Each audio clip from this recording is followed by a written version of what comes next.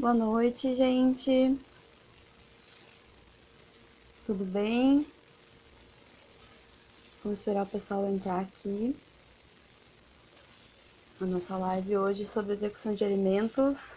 Ó, Gabi Wink entrou, tudo bem?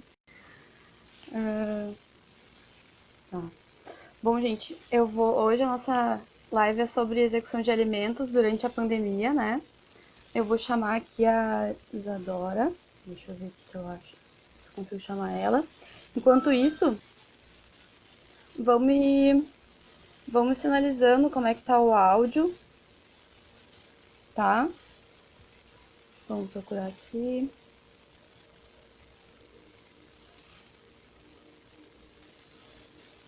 Vamos ver se eu acho ela.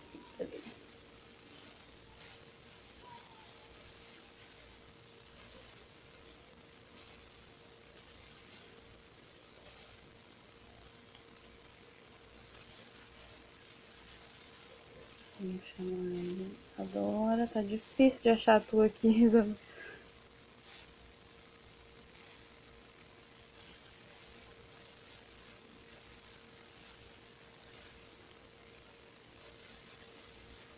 Cadê essa menina?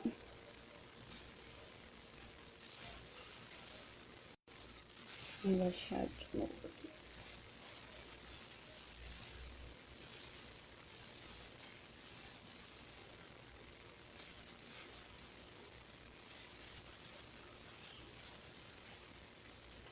Gente, não tô achando ela aqui no Instagram do WM.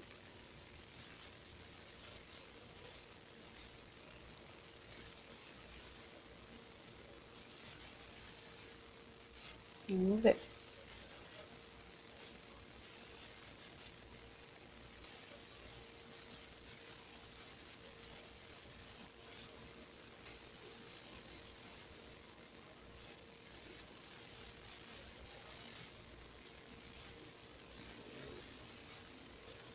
Ah, apareceu aqui. Consegui te chamar aqui. Então, gente, estão conseguindo me ouvir aqui? Conseguimos! Tudo bom? Oi, Oi. Tá me ouvindo direitinho? tô ouvindo direitinho, tá me ouvindo direitinho também? Tô, tá ótimo. E Ai, vocês, gente, o pessoal aí tá nos ouvindo? vamos ver. Ah, ali, respondeu, sim. Acho Sim, que sim. Gabriel. Isso. Bom, Então, vamos começar vamos, então. Tu quer começar vamos. falando?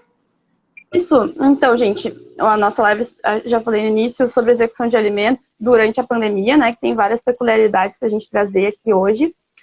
Eu sou a Casey, sou advogada em escritório Góes, Monteiro Tocantins.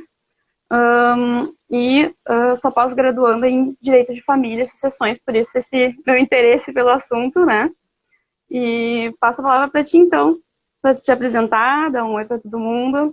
Oi, pessoal. Então, meu nome é Isadora, Isadora Henry. Eu sou advogada, tenho meu escritório aqui em Porto Alegre. Eu atuo com direito imobiliário e direito de família. Tenho especialização pela Unicinos em Direitos dos Negócios e também sou pós-graduanda em Direito de Família pela FMP. A minha vinculação com o tema, a minha afinidade é no trabalho, de ter casos, né, vinculados à questão de alimentos, divórcios, enfim. E também o interesse que eu tive, desde o começo da faculdade, enfim, e ao longo da faculdade, inclusive quando eu trabalhava também no Prajur, que é o projeto de assistência judiciária gratuita, que eu era mentora, onde a gente via, enfim, inúmeros casos de pedido de alimentos por uma população, né, mais pobre. Então, a minha afinidade com o tema é essa, é do trabalho e também do que eu vivi um pouquinho lá no Prajura há um tempo atrás. Então, tá. Vamos situar o pessoal, mais ou menos, o panorama que a gente está tratando o assunto, né? Que Vamos. não é novidade para ninguém a situação de pandemia, né? Tá aí desde o início do ano, continua até agora. E nesse meio tempo, muita coisa aconteceu, né? A gente tem um número grande de demissões, de alteração de contratos, de redução significativa no ganho das pessoas. E isso isso trouxe, enfim, fora home office, estar em casa trabalhando junto com os filhos, eu não tenho filhos, mas quem tem está tendo que se virar com tudo isso dentro do mesmo ambiente. E fora isso, a gente também teve algumas alterações legislativas com relação a esse nosso tema, né? Exatamente. Como eu li esses tempos que eu havia comentado contigo num artigo, né? A gente está vivendo, na verdade, um dia de cada vez, porque a gente não sabe quando tudo isso vai terminar, quando as coisas vão normalizar. As pessoas não sabem quando vão retornar ao trabalho, no caso de estarem com uma carteira de trabalho suspensa, ou então quando que vão poder, enfim, voltar a atividades de trabalho, caso sejam empreendedores que estejam com seu negócio fechado, né? Lojas, restaurantes. Então, na verdade, todo mundo, independente de ter carteira assinada de trabalho ou não, foi afetado de alguma maneira pela pandemia.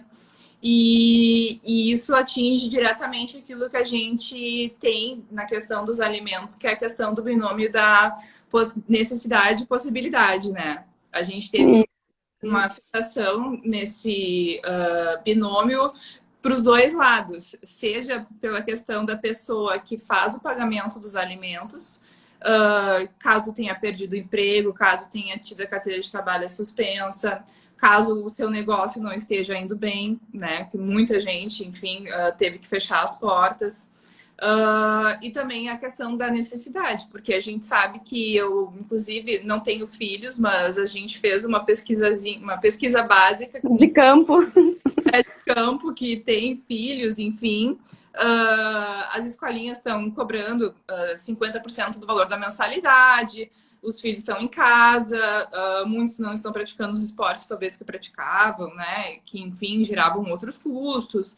Então, a gente teve uma alteração significativa para os dois lados, tanto para aqueles que têm a obrigação de fazer o pagamento, quanto aqueles que têm a necessidade. Que recebem um alimento, na verdade. Exato. E para juntar tudo isso, a gente ainda teve uma alteração legislativa, a Lei 14.010, que fala sobre algumas disposições transitórias durante o período de pandemia, né? Para as mais diversas áreas. E aí, o que vai combinar com a nossa área agora, com a relação de pensão alimentícia, realmente o artigo 3º, que fala sobre a suspensão da prescrição, né? Isso. E o artigo 15, que fala sobre a necessidade de conversão do cumprimento da prisão, né? Por débito de pensão alimentícia em regime domiciliar. Então, assim, até só para a gente só situar mais ou menos, quando a gente vai cobrar essa pensão do alimentante que não está pagando, a gente tem duas vias, né? A expropriatória e a coercitiva. Então, a expropriatória a gente vai buscar bens e valores que a pessoa tenha e para converter em dinheiro, né? E na coercitiva a gente tenta, como o próprio nome sugere, forçar o devedor, né, pelo constrangimento a efetuar esse pagamento. Então, dentre elas, a gente tem a prisão. E esse artigo 15 vai impactar diretamente nisso, porque uma das medidas coercitivas, que era a prisão, vai ser cumprida em regime domiciliar. Então, até isso, eu achei interessante que surgiram alguns comentários a respeito disso, até para manter a saúde desse alimentante, né? Porque, enfim, alguém que está internado ou vem a falecer não contribui mais financeiramente, né? Claro. Então, até o Rolf Madaleno, que uma frase parece nesse sentido, assim, de mais vale um pai vivo que venha a se recuperar futuramente, né? Um pai, ele usa no sentido de pai e mãe, né? Mais vale um mentor vivo, exato. Que venha a se restabelecer financeiramente, possa retomar o pagamento da pensão, do que daqui a pouco, né, um genitor falecido que nunca mais vai poder contribuir com essa alimentação, com esse alimento, né? Até porque a gente ainda não sabe a extensão, né, da questão do coronavírus e tudo, então, só que, claro, a prisão sempre foi, em última instância, um bom meio coercitivo para conseguir atingir o pagamento dos alimentos, né? E daí a gente entra naquela sinuca de bico que ok, e aquele pai ou aquela mãe que resistem em fazer o pagamento dos alimentos, né? O que que a gente faz agora, já que, na verdade, todo mundo está, de uma forma ou de outra, em regime de prisão domiciliar, Exatamente. é um regime muito, muito fácil de ser cumprido no momento, não teria a mesma força de coerção moral, né, psicológica, para que essa pessoa venha efetuar o pagamento dos alimentos que são devidos. Então, a gente achou aí algumas medidas importantes que têm sido tomadas, que a gente vai falar um pouquinho mais à frente. Mas eu acho que, antes de tudo, como a gente já tinha conversado, o importante é que ambos os genitores, né? Aqui falando sobre uma questão de alimentos para menores, especialmente. E até só para a gente deixar claro que a pensão alimentícia não necessariamente seja de pais para filhos, né? Pode ser também um ex-companheiro, ex-cônjuge, que tenha que, enfim, para manutenção do padrão de vida, mas geralmente a gente traz mais para exemplificar, para facilitar um pouco, né? Para que as pessoas visualizem melhor a situação. Até porque para criança, tu pensar na questão alimento para um menor é uma coisa, né, um pouco mais fácil. Assim, mais clara. Claro, exatamente. Então, assim, a primeira solução que a gente vê é o que a gente havia conversado, né, antes dessa live, seria o quê? Seria a gente ter um acordo, né, chegar num consenso entre os genitores com relação à situação que que ambos se encontram no momento. Bom, eu não estou mais recebendo meu salário, estou vivendo do seguro-desemprego, tenho possibilidade de saque de FGTS, estou recebendo o auxílio do governo de R$ 600, tenho possibilidade, caso um deles venha, por exemplo, a perder o emprego, de cuidar o filho durante o dia, enquanto o outro pai continua trabalhando, para que assim, né, consiga minimizar os custos. Então, tudo isso a gente pode tentar ter um diálogo, uma conversa, para se chegar no meio termo com relação à questão dos alimentos, né? Antes de ter que ingressar e ter que ativar no judicial para conseguir ver, então, essa questão de revisão. E... É assim, isso sobre a gente sugerir o consenso, né? Claro, isso necessita que haja diálogo entre o alimentante, o responsável do alimentado, né? Exige-se essa habilidade de comunicação entre eles.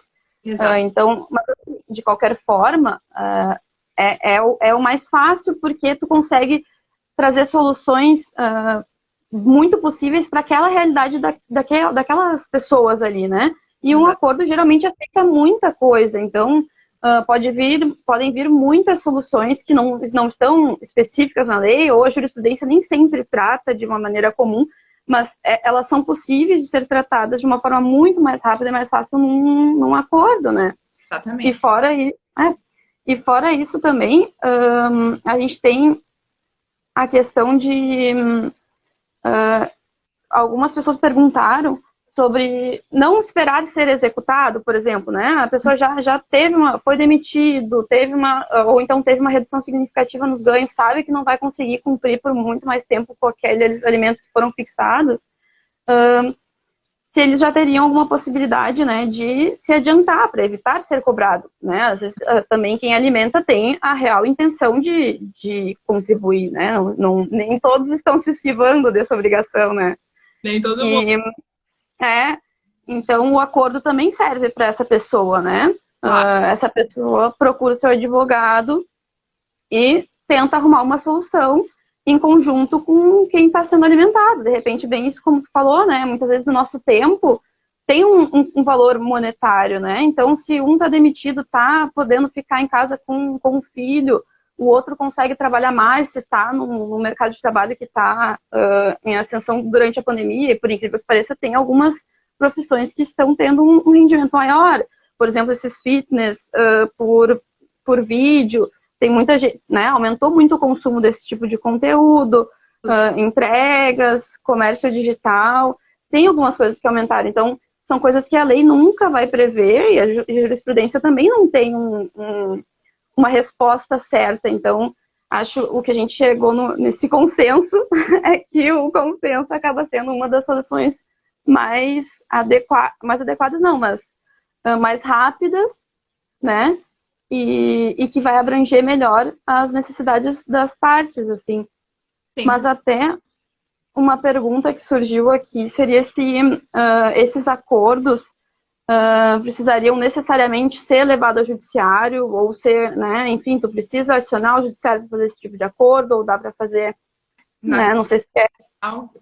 Não, esse acordo ele pode ser feito na via extrajudicial. Claro, ele pode se vir depois a ser validado, né, pelo judiciário, mas não, nada impede que seja feito na via extrajudicial, até porque é uma questão do consenso do casal, né? De, bom, nesse momento, até porque o que pode acontecer também é que a cada mês vá mudando a situação. Pode ser que no próximo mês eu consiga um valor maior e consiga auxiliar mais, enfim. Então, é uma questão de um acordo, né, entre as partes, de irem a cada mês e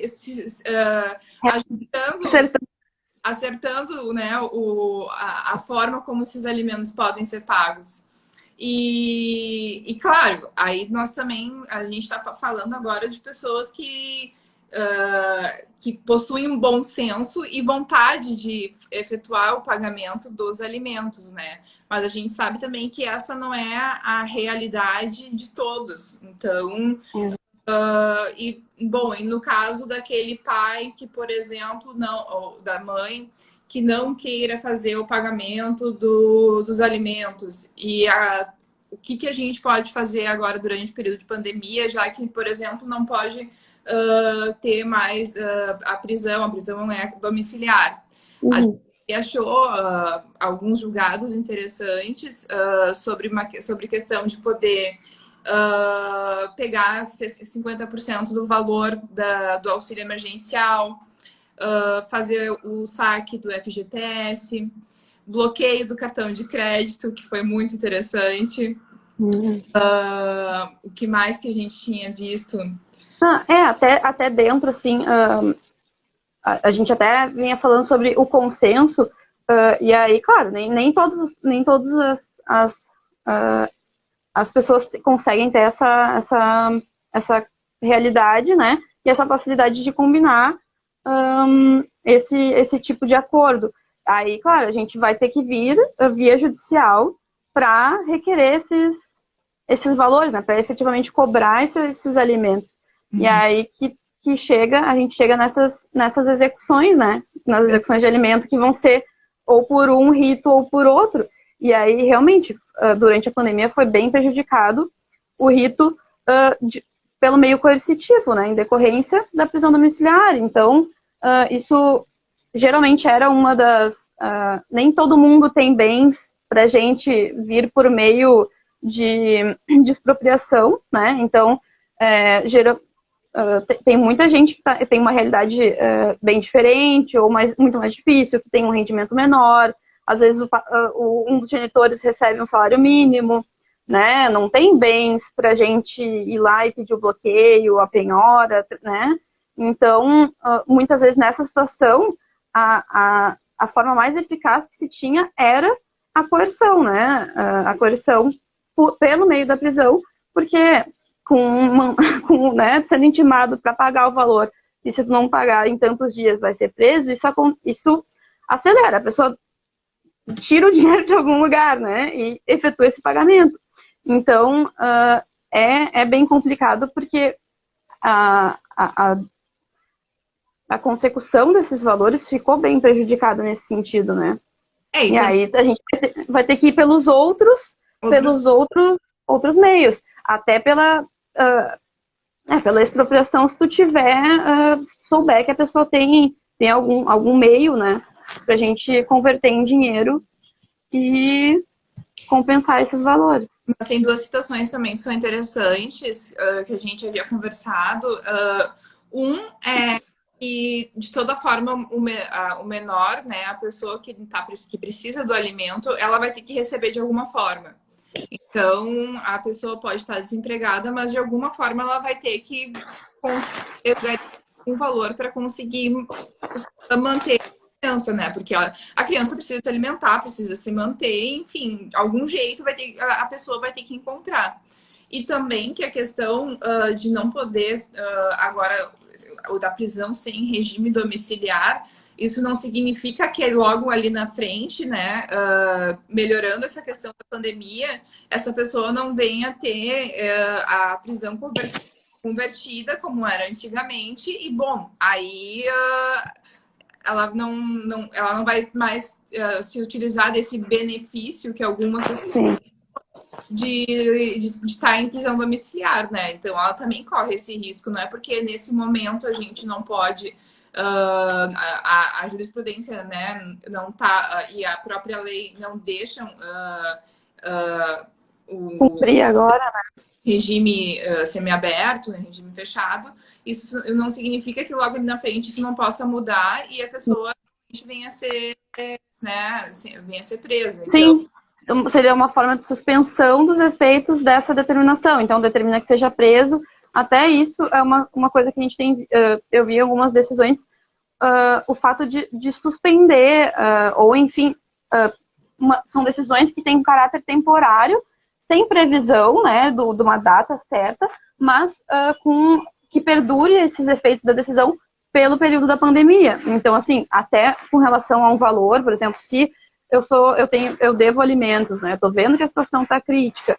Eu posso vir no judiciário solicitar uma redução num valor que eu acho que, enfim, como dentro do binômio necessidade e possibilidade, a necessidade continua, mas a possibilidade reduziu. Então, dentro disso, eu informo que a minha possibilidade foi diminuída,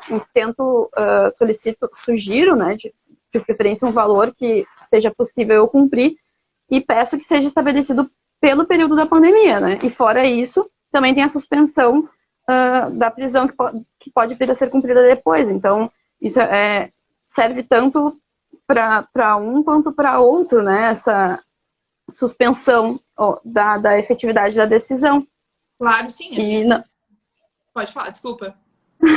Não, até a forma de coerção, né, a prisão é apenas uma delas, né? Mas ela também não é aplicada a todos os casos. Quer dizer, tem alguns juízes que entendem, né, que, de repente, não é todo tipo de pensão que pode ser executada por esse rito. Alguns entendem que daqui a pouco, se é o pagamento de um genitor para o seu filho, o filho é maior de idade, ainda que esteja estudando, há juízes que entendem que não há necessidade de cobrar dessa forma, né? Pelo rito da prisão, ou então aquele pensionamento que é para complementar a renda do ex-cônjuge, que também é adulto, mas, enfim, tem esse valor para manter o padrão de vida, não teria um caráter a necessidade não é tão evidente quanto o alimento para uma criança, né, que não tem capacidade de prover a sua subsistência, né? Claro, então, não é... Pode falar. Prisão, né, mas ela a gente tem que levar em consideração que ela vem como em última medida, né? Não é Exato. A primeira medida a ser tomada logo quando tu entra com uma questão de uma cobrança, até porque numa última instância. Bom, eu já ultrapassei várias etapas para conseguir, né, executar os alimentos, não consegui, e muitas vezes também acontece, a pessoa não paga a pensão alimentícia, mas a gente vê nas redes sociais que a pessoa está vivendo muito bem, obrigada, né? Tá conseguindo ocultar o patrimônio de alguma forma, só que tu não consegue muitas vezes uma prova da onde que vem aquele dinheiro, né? Onde eu posso conseguir fazer essa penhora desse valor. Então, a prisão, ela vem também para esses casos, né? Então, numa última instância, quando eu não consigo mais achar nenhum meio de execução dos alimentos, então, bom, aí eu parto para a questão da prisão. Ou então, como a gente já tinha, como também existe a questão de caçar a carteira de motorista, passaporte, o cartão de crédito. Então, assim, são medidas extremas, né? Elas não devem ser a regra, né? Todas elas têm esse caráter de excepcionalidade, né? Então, enfim, tu primeiro tenta outras formas e aí tu chega nessas maneiras. E, realmente, a CNH, a gente tem duas situações, né? Que se tu venha caçar esse documento, claro, passaporte, ninguém tá podendo viajar muito, né? Tá todo mundo preso. Mas com relação à CNH, se for, por exemplo, uma situação de... Já houve muita discussão com relação à restrição da liberdade de ir e vir com relação à CNH, né? Mas não está impedido de ir e vir porque, enfim, só está impedido de dirigir o teu carro, né? Então tem outras maneiras de se locomover. Mas durante a pandemia isso também prejudica, de certa forma, a saúde daquele alimentante, que vai, enfim, se tiver que se deslocar, vai ter que usar um outro tipo de transporte que não o seu carro particular. Uhum. E também, enfim, se esse for um meio que ele use para o próprio trabalho, né, também isso pode acabar prejudicando duplamente com relação à prestação alimentícia, né? Se esse documento servir para ele utilizar para o rendimento dele, isso vai atrapalhar também, né? Exatamente, exatamente. E a questão também que existe também a possibilidade do saque, né, do FGTS que a gente havia visto e que inclusive existe um projeto de lei do senador Lazier Martins falando sobre essa possibilidade, né, já autorizando a possibilidade, agora falando sobre a questão de penhora, voltando para penhora, do saque do FGTS, porque existiam alguns processos em que a Caixa Econômica acabava se manifestando, dizia que não era hipótese, né, de saque do FGTS, mas os juízes têm mantido, tem sido uma forma de se conseguir um valor, caso a pessoa, por exemplo, foi demitida, ela tem algum valor, né, na Caixa Econômica relativa ao FGTS e é uma forma boa de talvez conseguir angariar valores relativos à pensão alimentícia, né? Mesmo que esse projeto de lei ainda não tenha sido aprovado, a jurisprudência já tem dado de forma, pelo menos pelo que a gente pode ver, pacífica, né? Como sempre, a legislação acaba, né, se adaptando à realidade que a gente tem de fato, né? Então, a jurisprudência vem aí para atender as demandas diversas e a lei depois é que é alterada para isso, né? Exatamente. Então, fora isso, a gente também tem a possibilidade, né, da penhora do auxílio emergencial, que Sim. De início houve uma discussão também, por ser um valor...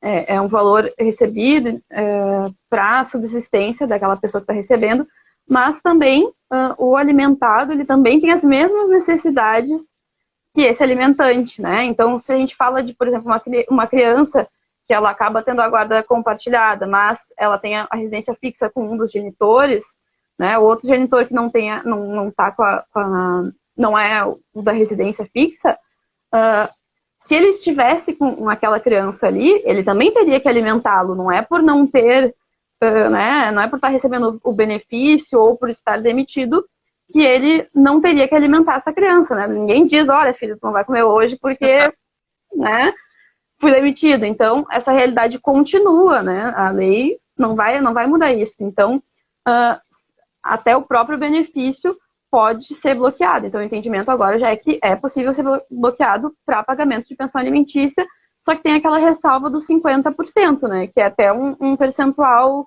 razoável. A gente imagina que o benefício estava em R$600, né? Isso. E, então, pelo menos 600 alguma coisinha. Ou 1.200 em caso de familiar, né? Mas Sim, então... R$600. E também é bom porque são medidas que tu consegue, através de ofícios judiciais, ter acesso, né, com facilidade. A questão do benefício é pública, né? Tu consegue ver quem tem o benefício. E a questão do FGTS, basta tu oficiar a Caixa Econômica Federal, que tu já vai ter informações quais seriam os valores. Então, não seria uma forma complicada de conseguir a penhora desses valores para fins de pensão alimentícia, né? Isso. E também, fora isso, acho que sobre as possibilidades de penhora, assim, que a gente tem, seriam essas, enfim, exceto se tem conhecimento de algum bem que esse alimentante venha a ter, né? Exatamente. Mas fora isso, com relação à execução por coerção, a gente tem também a solução do bloqueio do cartão de crédito, porque o objetivo, né, desse tipo de execução é forçar a pessoa a efetuar o pagamento. Então, gerar um desconforto nela, não é necessariamente tanto que, por exemplo, o bloqueio do cartão de crédito tem sido aceito como medida excepcional também, e se, na verdade, tu tá reduzindo a possibilidade desse alimentante, né, quando tu bloqueia o cartão de crédito. Mas tu tá reduzindo tanto quanto também quando tu solicita a inserção no cadastro de pagadores, SPC, né? Então, tu restringe a capacidade de crédito desse alimentante, mas a ideia é exatamente criar esse desconforto para que ele se sinta na necessidade de alguma forma, né, cumprir com esse débito, né? Então, esse bloqueio também não é, ele não é concedido de uma maneira imediata, tem que ter tomado outras medidas, exatamente, para chegar e conseguir esse bloqueio, né? Fora isso, tem que ter uma série de pré-requisitos atendidos ali. Mas ali tu consegue uma expedição de ofício também para a bandeira do cartão. E aí se faz esse bloqueio. E acho que dentre essas medidas coercitivas é uma das que tem mais efeito, né? Mais efeito imediato, assim, porque hoje em dia, cartão de crédito, as pessoas e compra por internet, então é uma forma que a gente tem no momento de forçar esse alimentante a efetuar o pagamento, né? Mas voltando, né, ao que a gente estava falando no começo, claro, isso são medidas que a gente achou de formas de coerção quando, enfim, a pessoa não consegue manter um diálogo com a outra parte, né? Mas o principal sempre é o quê? É tentar dialogar, é tentar chegar a um consenso. Inclusive, até antes da pandemia, já aconteceu uma situação numa audiência que eu estava, onde se discutia a questão dos alimentos, né, como seriam fixados, e na própria audiência, no caso, o meu cliente falou, olha, a possibilidade que eu tenho é essa, mas eu tenho condições de pegar e ficar com a criança mais dias durante a semana, levar na escolinha, arcar com os custos de outra forma, né? Então, também vai muito da vontade das partes, né? De, bom, eu não consigo financeiramente no momento dar tudo aquilo que eu podia antes, mas como eu posso colaborar para que eu melhore a vida do meu filho dentro das minhas limitações, né? Pegando a guarda mais vezes, levando... Claro, agora a gente não tem mais a questão da escolinha, né? Todo mundo está em casa, mas auxiliando o outro genitor que está trabalhando, que estava com a criança em casa. Então, a gente tem N formas de tentar fazer com que a situação fique boa para ambos, sem que a gente tenha que acionar o judiciário nesse momento que também é complicado, né? Porque acionar o judiciário no momento de pandemia também é um pouco mais demorado. A gente está numa situação excepcional em que, pese o processo seja eletrônico, o diálogo entre as partes sempre é a melhor saída. E, se necessário, através do auxílio de um advogado para poder, né, escrever o que foi acordado e levado, se necessário, também para o judiciário. Enfim, olha, durante o período de pandemia, estipulamos que os pagamentos vai ser de tal e tal forma. Ou então, eu tenho previsão de que daqui 2, 3 meses eu vá conseguir receber algum valor, então eu posso pagar os alimentos retroativos. Então, existem diversas maneiras, né, de se chegar a um consenso sem que a gente tenha que entrar no judiciário para conseguir essa pensão alimentícia para o menor, até porque a gente tem que pensar sempre no menor em primeiro lugar, né? Exato. Dentro do direito é complicado, porque se cria aquela imagem, acho que hoje menos do que algum tempo atrás, mas se cria aquela imagem do advogado litigante de que ele vai, de todas as formas, defender o teu direito e brigar, né, para que tu consiga aquilo que é necessário, mas só que não há...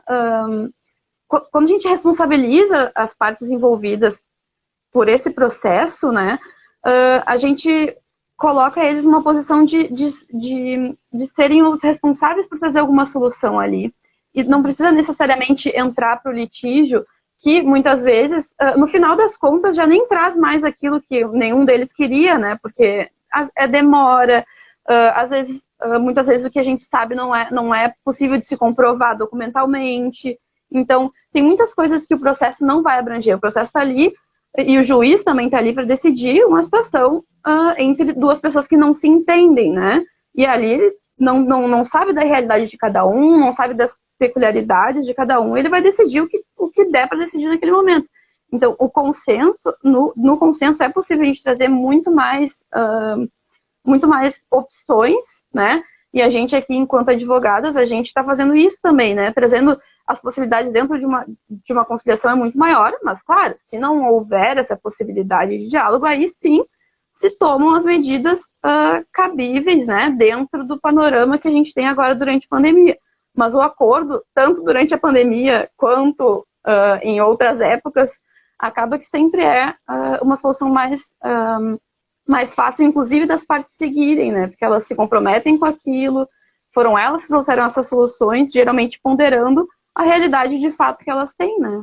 E também evitando o litígio, a gente coloca também a criança numa situação melhor, né? Que é numa situação de não conflito, onde os pais estão num consenso e conseguem conversar, né?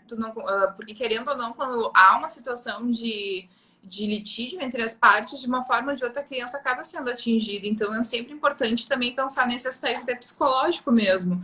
Exato, exato. Vamos conversar, vamos ver o que a gente pode fazer, porque como a gente falou, todo mundo foi afetado com a questão da pandemia, né?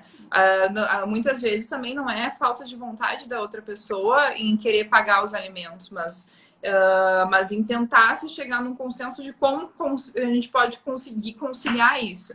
Eu vi que teve umas perguntas aqui. Isso, eu consegui ver que a da Maria Eduarda até perguntou sobre se a gente consegue observar se há empenho das partes, saiu aqui. Se há empenho das partes para que esse diálogo efetivamente ocorra e qual o papel do advogado para que haja essa conciliação.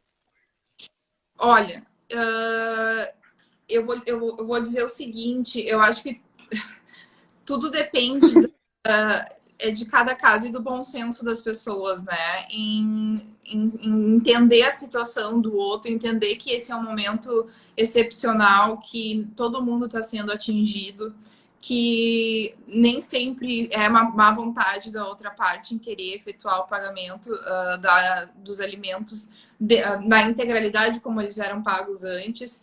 Então, assim, observar se há empenho das partes depende muito do caso concreto, assim. O que eu tenho visto aqui no escritório, pelo menos, é que são pessoas, dentro da realidade que eu estou vivendo agora, né, é que as pessoas estão conseguindo, sim, chegar num diálogo, num consenso, para não ter que acionar o judiciário nesse momento de pandemia, até porque... como eu disse, cada dia é um dia, e só que, claro, eu sei que existem situações onde a realidade não é essa, né? Por exemplo, quando eu trabalhava no Prajur, acontecia do pai que teria que pagar a pensão alimentícia para o filho sem estar trabalhando com carteira assinada e pedir demissão porque tinha o dinheiro, né? 50% do salário ia para a pensão alimentícia, pedir demissão e trabalhar por fora para não ter que pagar a pensão alimentícia. Então, tipo, tudo depende do bom senso, depende da pessoa que está envolvida. Então, sim, esperamos que esse diálogo ocorra. Seria o melhor cenário, mas nem sempre ele é possível. Eu até acho, assim, um pouco do perfil do advogado também, eu acho. Claro. E também, porque assim, às vezes pode vir o cliente vem para ti, te conta uma situação, e eu acho que tu trazer a solução dentro do consenso também é um pouco do perfil do advogado, porque tu deve trazer todas as soluções, né? Tu deve trazer todo o panorama para o teu cliente, dizer, olha, a gente tem esse meio aqui, esse meio pode acontecer isso e isso, claro, a gente não tem uma previsão certeira de se vai ser positivo ou não, mas em nenhuma das escolhas, né? Mas a gente pode trazer a conciliação como uma das possibilidades, né? O acordo, e também trazer que o judiciário é outra possibilidade, né? Mas acho que é um pouco do perfil do advogado e também, como tu falasse, sobre analisar a situação. Se é uma situação em que a outra parte já está se negando, mostrando que não tem o interesse em efetuar esse pagamento, não adianta tu querer obrigar teu cliente também a entrar nesse diálogo. Mas eu acho que sim, às vezes tem uma situação que o teu cliente chega com uma ideia montada na cabeça dele, porque daqui a pouco ele viu, ouviu falar, ou a amiga dele, enfim, o vizinho contou, né? E aí vai do advogado dizer, olha, talvez a situação do teu vizinho fosse diferente da tua, né? A gente pode tentar conversar sobre isso, né? Enfim, até cada um com seu advogado, né? Todo mundo bem seguro com relação ao que está sendo tratado. Acho que é um pouco do tato do advogado também em perceber essa situação, né? Ali quando ela fala qual é o papel do advogado para que haja essa conciliação, acho que também existe ainda uma transição da questão do papel do advogado, de não ser aquele advogado que quer só litigar, que quer ir para a justiça.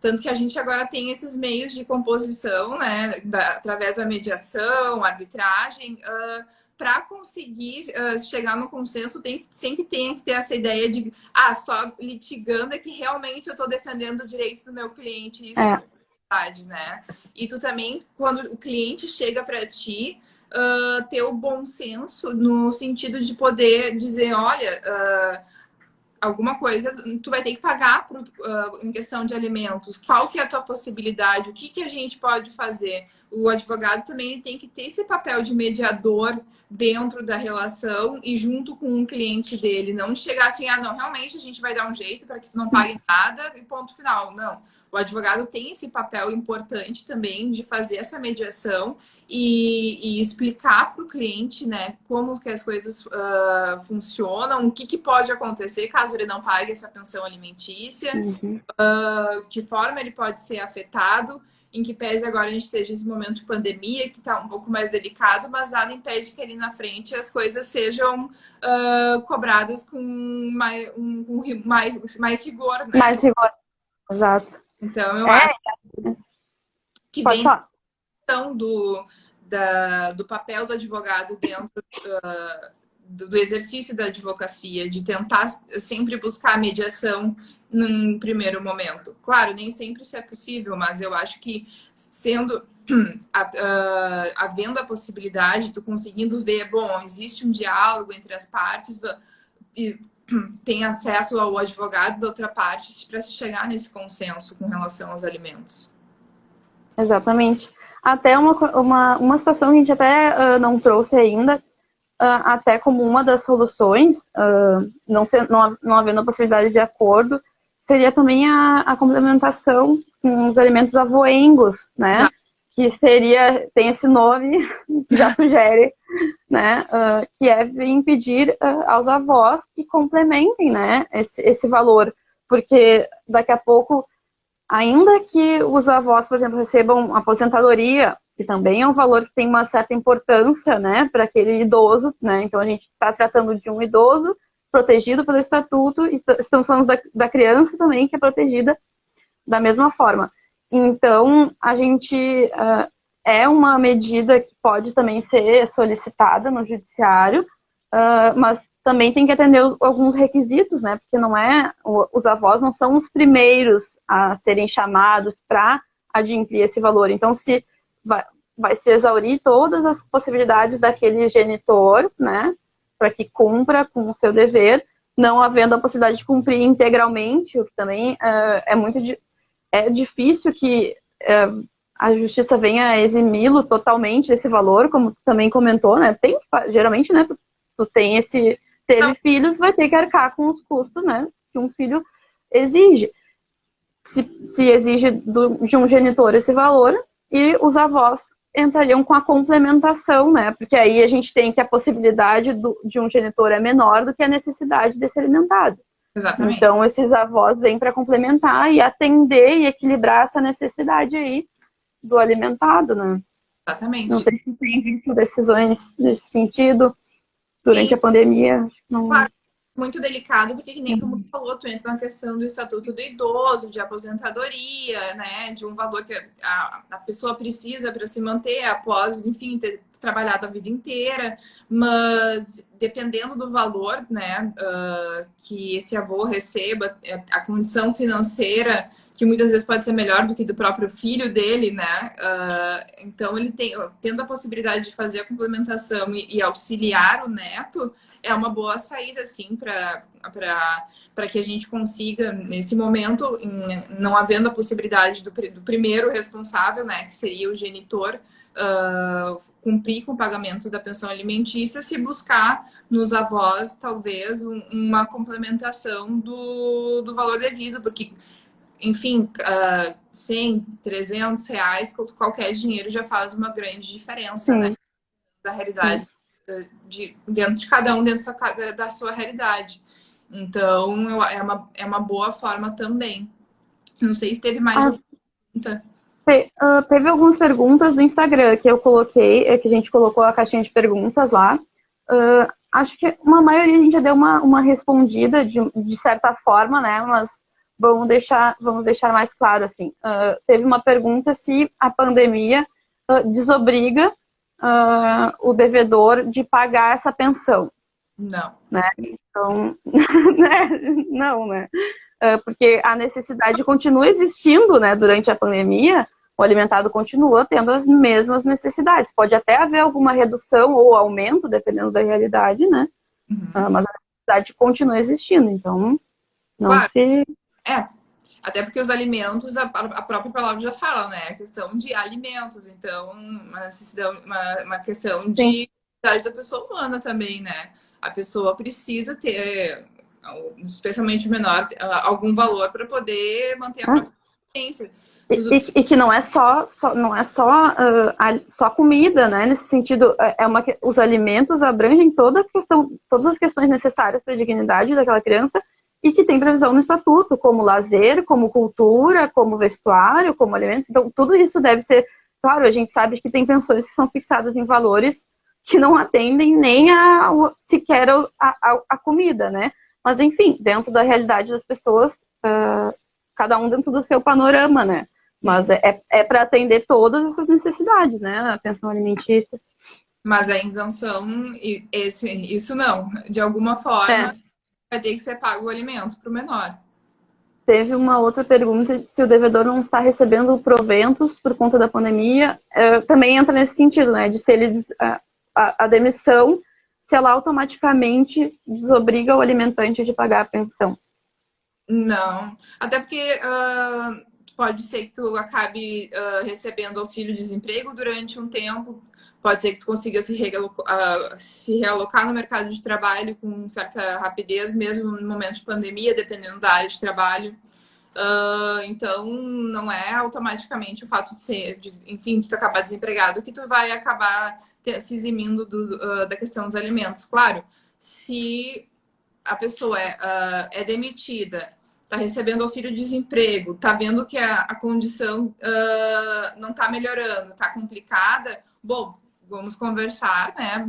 Chegar num meio termo, talvez fazer uma redução do que pode ser pago, ou então entrar no judiciário para ver uma questão de revisão de alimentos. Mas agora, tu desobrigar pelo simples fato de acabar desempregado, isso não desonera a pessoa a fazer o pagamento. Sim.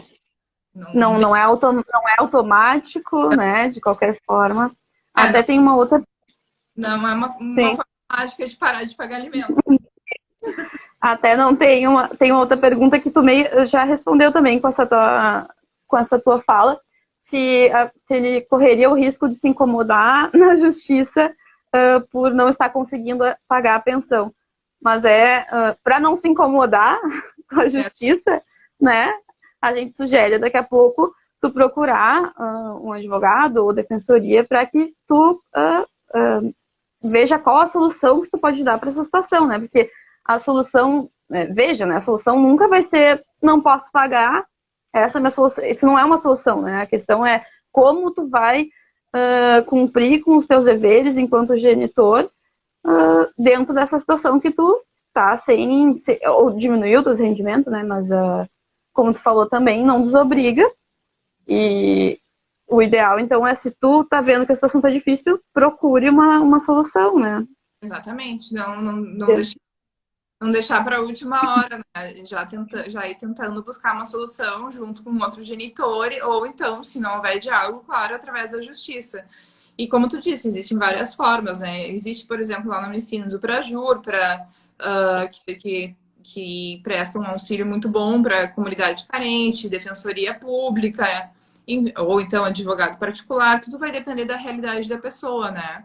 Mas a revisão dos alimentos em questão do desemprego, não havendo diálogo, é o caminho correto a se tomar para poder rever, enfim, qual o valor que tu vai ter que acabar pagando, né, para o menor.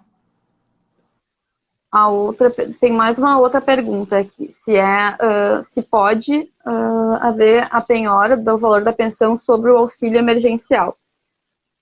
A penhora também... da pensão dos R$ 600? Isso. Sim, com certeza. 50% do valor já tem sido dado, né, nos casos. Sim. A maioria das perguntas a gente já respondeu de alguma forma dentro da nossa apresentação do tema, né? E a última pergunta aqui é enfim, se alterou o risco da prisão durante a pandemia. Até a gente explicou lá no início, né? Teve essa alteração legislativa, então não se extinguiu a prisão, né? Continua existindo esse rito, mas ele não vai ter o mesmo poder coercitivo, porque vai ser cumprido dentro de casa, né? Então, não se tem nem a tornozeleira, digamos assim, não se colocam, né? Então, não é nenhum constrangimento no sentido de vergonha ou de, né? Enfim, não. Então, perde totalmente a efetividade. Não mudou o procedimento, mas sim mudou a eficácia dele, né? Durante a pandemia. Como a gente falou, nada impede que ali na frente, né, mudando a situação da pandemia, essa pessoa não venha, dependendo também, né, do entendimento jurisprudencial, legislação, a poder daí cumprir no regime semiaberto, caso a situação mude, né? Não é porque agora estamos no momento que a prisão é domiciliar que significa que isso não pode se alterar ao longo do tempo, né? Exatamente. Então tá, gente. A gente conseguiu expor todos os nossos apontamentos, né? Eu tava olhando Não sei se tem mais alguma coisa para colocar. Eu tava vendo aqui pelo nosso roteiro, acredito que foi tudo o que a gente podia ver, né? Podia falar na questão agora dos alimentos durante a pandemia. Mas eu acho que, assim, só para fechar mesmo, reiterar a questão do bom senso, do diálogo, de se chegar ao meio termo entre o casal. Caso haja questão de não conseguir ter um diálogo, tentar no judiciário, né, a revisão dos alimentos, mas não de uma forma, bom, fiquei desempregado, agora não tenho que pagar mais nada, não.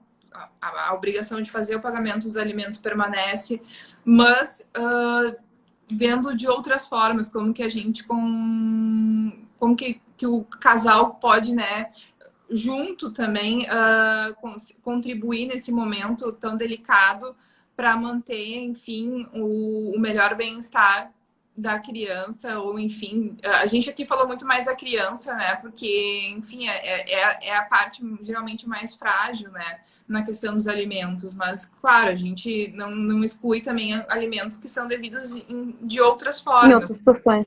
Exatamente. Então,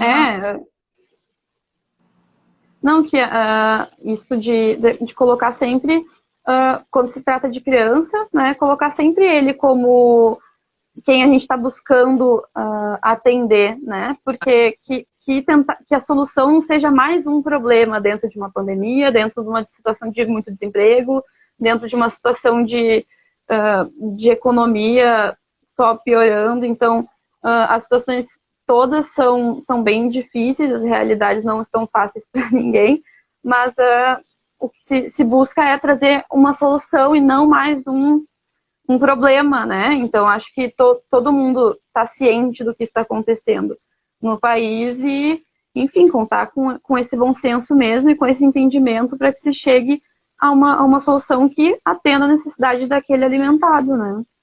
Claro, e que aquelas medidas que a gente falou de cartão de crédito, ah, retirada de carteira de motorista, passaporte, que isso seja uma excepcionalidade dentro, né, do mundo jurídico, porque o que a gente quer é que tudo se resolva da melhor maneira possível, sempre buscando o diálogo e um bom acordo entre as partes.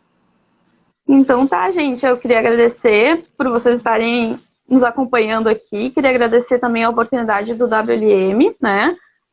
Também quem está nos assistindo não tinha conhecimento, uma associação muito que busca promover o apoio, né, mútuo entre as mulheres advogadas.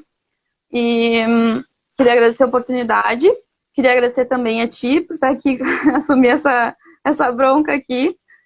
E eu acho que é isso. Não sei se tu quer falar alguma coisa. Me coloco à disposição caso alguém tenha alguma dúvida com relação à legislação, jurisprudência, que queira ter acesso. É só me chamar no Instagram ou então conseguir através do WLM o meu telefone, que eu fico à disposição para poder mandar também o material, né, de pesquisa, caso alguém tenha interesse. Também quero te agradecer pelo empenho junto comigo nessa live.